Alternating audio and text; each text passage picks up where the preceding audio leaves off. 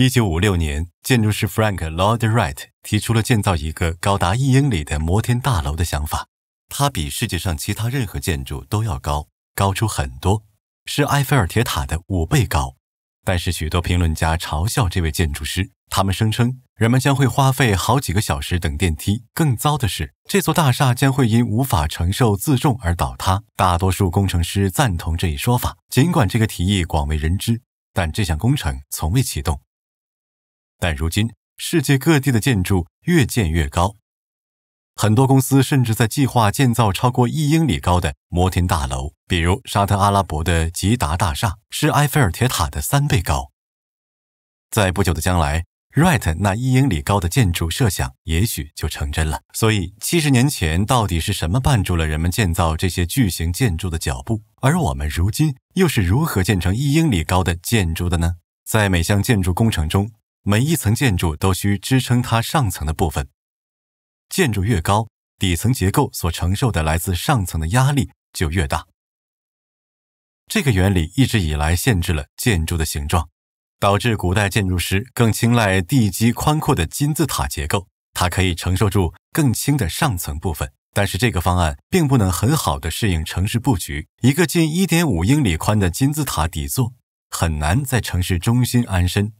幸运的是，诸如混凝土这样坚实的材料可以避免这种不切实际的形状。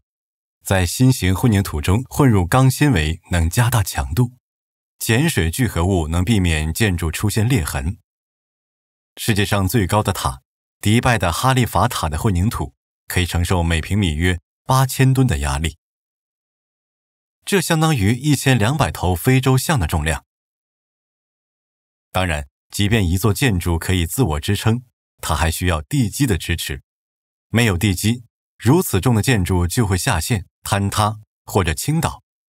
为了防止这个约有50万吨重的塔下陷，192个被称为桩的混凝土和钢筋支架被埋进50米深的地下。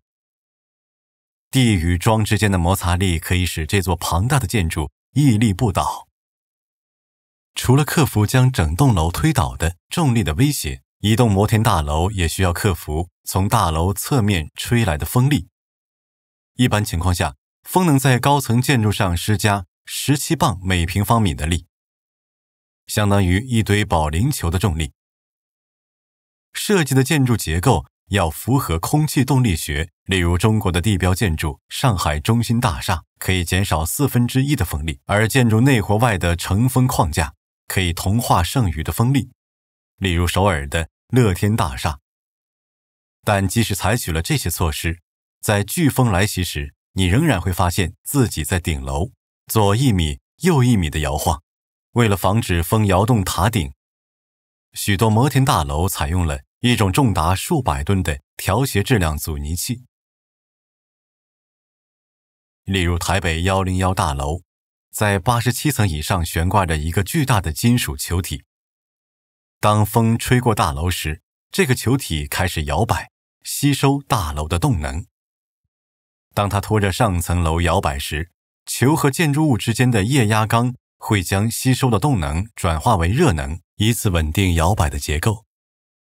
当所有这些技术被加以应用时，我们的巨型建筑才能够屹立不倒。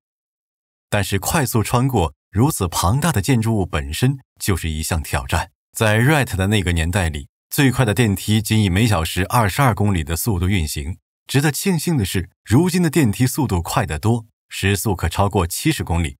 未来的轿厢可能会使用无摩擦的磁轨，以实现更快的速度。交通管理算法根据目的地将乘客分组，以确保乘客和空轿厢被送到他们需要去的地方。自从 Wright 的1英里摩天大楼以来，摩天大楼经历了许多变迁，曾经被认为是不可能的想法，已成为建筑界的契机，让一栋楼多增高1英里，现在看来很可能只是时间问题。通过这些视频继续学习，并且不要忘记订阅，千万不要错过学习新东西的机会。